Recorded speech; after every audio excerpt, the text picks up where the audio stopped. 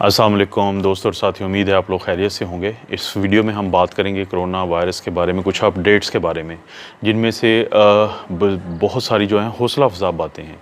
जैसे कि आज गवर्नमेंट ऑफ पंजाब ने फ़ैसला किया है कि उन्होंने प्री मेच्योरली जो लॉकडाउन था, जो 5 अगस्त को ख़त्म होना था, उसको पहले ही ख़त्म कर दिया है, यानी 2 अगस्त के रात 12 बजे के बाद से। आप लोगों को याद होगा कि मैंने भी एक बात की थी लॉकडाउन से पहले कि अगर गवर्नमेंट ऑफ पंजाब ईद से 3 दिन पहले, ईद को शामिल और ईद के 3 दिन बाद ये एक लॉकडाउन भी कर ले तो बहुत हौसला अफजा बात है। इसकी जो रीज़न दी है गवर्नमेंट ऑफ पंजाब ने, और आपके और मेरे प्यारे दोस्त जो उस्मान बुज़दार हैं उनका ये कहना है कि क्योंकि जो मवेशी मंडियाँ या कैटल मार्केट्स हैं उनकी जो सैम्पलिंग की गई है तो वहाँ पे बहुत कम कोरोना से अफेक्टेड लोग थे, तो उनका ये ख्याल है कि ट्रांसमिशन का रेट बहुत कम होगा। इसमें कोई शक भी नहीं है कि पिछली और इस ईद में ज़मीन आसमान का फ़र्क है, क्योंकि गुज़िश्ता जो छोटी ईद थी वी वर नॉट एक्सपोज्ड, हम अभी नाइव थे, हमें एक्सपोज नहीं हुए थे, लेकिन इस ईद तक हम बहुत ज़्यादा एक्सपोज हो चुके हैं। We are sort of over exposed a country. So उम्मीद तो यही थी कि इस ईद पे केस बढ़ तो सकते हैं लेकिन बहुत ज़्यादा नहीं बढ़ेंगे। ये एक अंडरस्टूड बात थी। शुरू दिन से मैं आप लोगों से एक बात डिस्कस करता था कि हर्ड इम्यूनिटी एक कॉन्सेप्ट है, एक वैलिड कॉन्सेप्ट है। ये मुमकिन नहीं है कि इस तरह की बीमारी जो शो कर रही है एंटीबॉडी की प्रोडक्शन को और टी सेल की प्रोडक्शन को, उसमें हर्ड इम्यूनिटी ना हो, और वही अभी बज़ाहिर नज़र आ रहा है। तो इसके पीछे जो एक बहुत बड़ी साइंस है पंजाब की गवर्नमेंट की, वो ये है कि क्योंकि बहुत ज़्यादा लोग अफेक्टेड नहीं हैं तो इसलिए उन्होंने लॉकडाउन को प्री मेच्योरली अभी ख़त्म कर दिया है। लेकिन दोस्तों, अब आपके जहन में सवाल पैदा होता है कि अगर, ज़ाहिर है अभी सबको पता है कि इस ईद पे बहुत ज़्यादा लोग आपस में उन्होंने कोई फ़ासला नहीं रखा, सोशल डिस्टेंसिंग नहीं हुई है। मुझे याद है कि जब मैं अपने गांव में लास्ट टाइम आया तो किसी हद तक लोग, यहाँ पे 50,000 प्लस आबादी है, ये कस्बा है, ये एक अच्छा खासा बसलिंग टाउन है, तो किसी हद तक लोग सहमे हुए थे, डरे हुए थे, उन्होंने मास्क पहने हुए थे, सोशल डिस्टेंसिंग का कॉन्सेप्ट था। लेकिन अब कुछ ऐसा नहीं था। लोग यहाँ तक कि शायद मैं या एक तो और लोग होंगे जो कि पूरे इस 50,000 प्लस लोगों में से जो मास्क पहन रहे थे, जो ultimately we had to give up. Reason ये था कि सब लोगों के जहन में ये है कि कुछ नहीं होगा, और मैं एज ए डॉक्टर, क्योंकि आई बिन वर्किंग इन ICU और बहुत अरसे तक काम करता रहा हूँ कोरोना के मरीज़ों के साथ मिलके, तो मुझे पता है ऑलरेडी कि I am sort of exposed.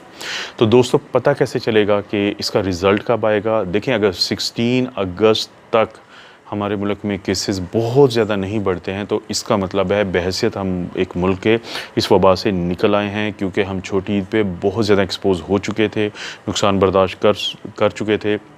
वो जो बरतानिया के प्राइम मिनिस्टर ने कहा था कि let's take it on the chin, हम प्रैक्टिकली ऐसा कर चुके थे। जो स्वीडन एक कोशिश कर रहा था वो प्रैक्टिकली हम ऐसा कर चुके थे। आप इसको एक अच्छी बात कहें या बुरी बात कहें, तो दुआ करें कि 16 अगस्त तक केस बढ़ सकते हैं, लेकिन इतने नहीं बढ़ेंगे जैसे लास्ट टाइम हुआ था, क्योंकि हम लोग ऑलरेडी इम्यून हो चुके हैं। तो ये बहुत अच्छी बात है। और कुछ जो एक्सपर्ट्स हैं उन्होंने भी यही बयान दिए हैं कि जो ह्यूमिडिटी है, जो हॉट वेदर है, जो इम्यूनिटी है, जो हर्ड इम्यूनिटी है, उसकी बेसिस पे ये फैसला किया जा सकता है कि केसेस ज़्यादा नहीं बढ़ेंगे, और अल्लाह करे ऐसा ही हो।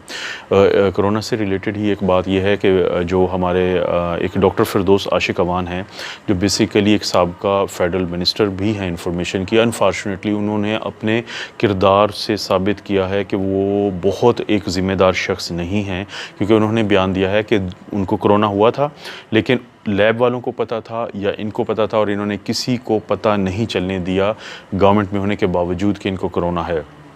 इसमें ठीक है, बुनियादी तौर पे एज एन इंडिविजुअल वो ये छुपाने की कोशिश कर सकती हैं, लेकिन इन्फेक्शियस डिज़ीज़ में जो रिपोर्टेबल डिजीज़ होती हैं, जिनको बताना ज़रूरी है हुकूमत को, उनको छुपाना एक जुर्म समझा जाता है पूरी दुनिया में। और दूसरा, पाकिस्तान के माहौल में उन्होंने छुपाया, शायद एक गलत बात थी, लेकिन छुपाने के बाद अब वो इसको बता के इतरा रही हैं और ये कह रही हैं कि पाकिस्तान के सिस्टम में गैप है, तो ये उससे भी बड़ा जुर्म है, क्योंकि वो ये बता रही हैं कि इस मुल्क में 2 कवानीन हैं। एक आम और गरीब शख्स के लिए, याद होगा आपको कि एक हमारी एक मॉडल हैं और एक डिज़ाइनर हैं, उनका एक मुलाज़म जब पॉजिटिव होने के बावजूद गवर्नमेंट को रिपोर्ट किए बगैर अपने गाँव चला गया तो उनके हस्बैंड को अरेस्ट कर लिया गया। उस उस डिज़ाइनर के, लाहौर के एक बहुत मशहूर डिज़ाइनर हैं, उनके हस्बैंड को अरेस्ट कर लिया गया। बड़ी मुश्किल से फिर उनकी ज़मानत हुई क्योंकि वहाँ पे एक घर का मुलाजिम इन्वॉल्व था। तो क्या फिरदौस आशिक अवान भी उसी मरहले से गुजरेंगी कि उन्होंने ना सिर्फ ये कि छुपाया, बल्कि अब वो इस पर अतरा भी रही हैं। और इसके अलावा उन्होंने एक और चीज़ बात की जिस पर मैं ऑलरेडी एक वीडियो बना चुका हूँ, वो ये बात की कि सना मक्की की बहैसियत डॉक्टर के उनको ये हरकत नहीं करना चाहिए थी कि सना मक्की सबको पता है कि कॉन्स्टिपेशन की दवाई है, इसका कोई फ़ायदा नहीं है कोरोना के मरीज़ों में। इस पर मैं बाकायदा एक वीडियो बना चुका हूँ। लेकिन उनका भी यही कहना है कि उन्होंने प्रेशर में आके सना मक्की ली, जिससे उनको बहुत ज़्यादा नुकसान हुआ, जिससे उनकी इम्यूनिटी अफेक्ट हुई, उनको डिहाइड्रेशन हुई, जिस पर मैं बड़ी डिटेल में बात कर चुका हूँ। तो दोस्तों, कोरोना को लेके अभी तक हमारे पास पॉजिटिव न्यूज़ हैं, अच्छी खबरें हैं, और उम्मीद है कि यही अच्छी खबरें लेके हम आगे बढ़ेंगे।